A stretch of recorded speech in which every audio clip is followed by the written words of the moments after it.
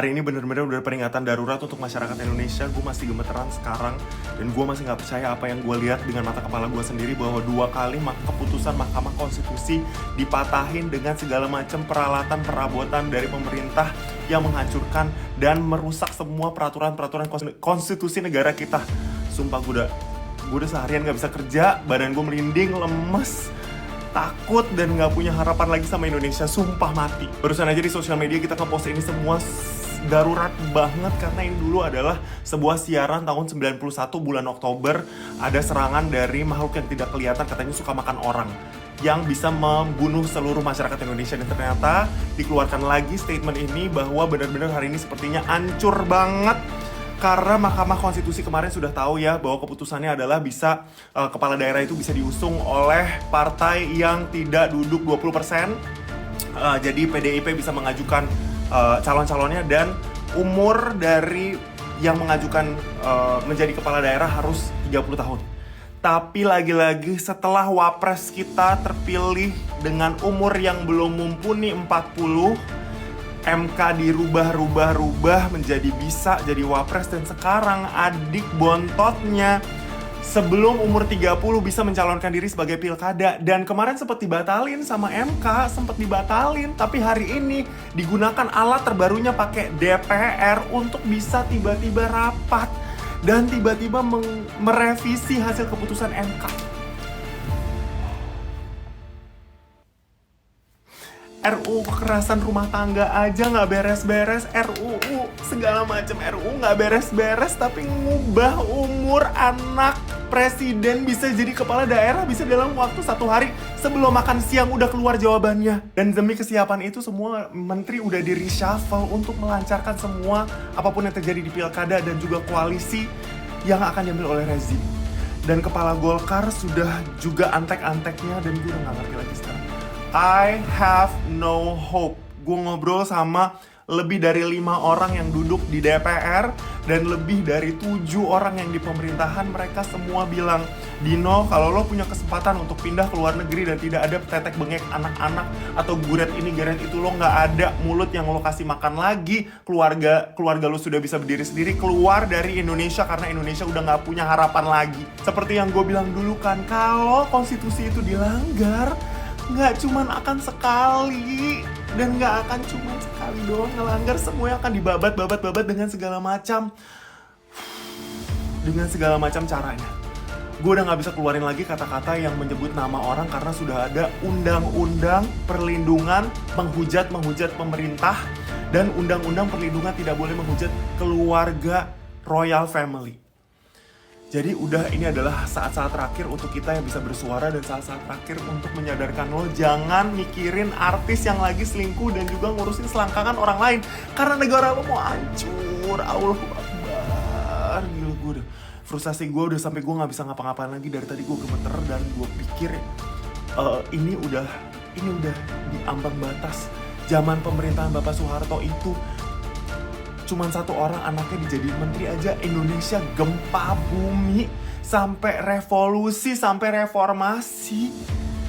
Ini 3-tiganya, kakaknya, iparnya, dan ade bontotnya duduk semua dengan cara yang tidak merit, dengan cara yang tidak mumpuni dan credentials yang tidak mumpuni. Kenapa lo semua diam? Kenapa lo semua nggak pernah bersuara? Kenapa lo semua nggak merasa ini aneh?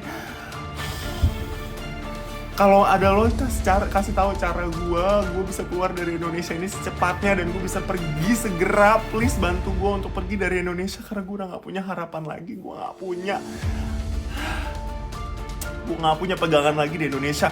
Kalau nggak calon presiden kita Pak Prabowo untuk sadar. Pak Prabowo, please.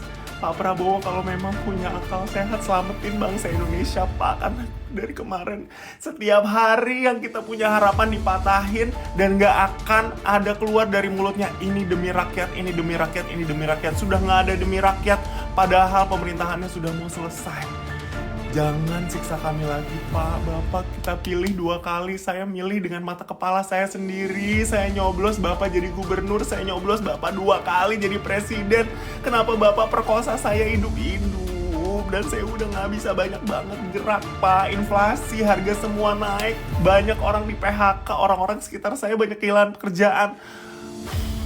Pak, tolong Pak, jangan jahat gitu sama saya, jangan jahat gitu sama teman-teman rakyat ini, Pak. Kita tuh orang kecil, orang cuman bekerja doang.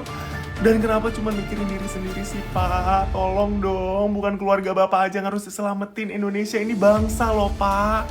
Salam coretan di dinding.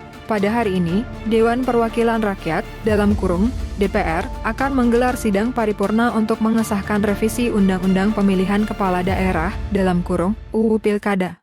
Langkah ini diambil setelah putusan Mahkamah Konstitusi dalam kurung MK yang sebelumnya dianggap merugikan kepentingan koalisi partai pendukung Presiden Joko Widodo dan keluarga.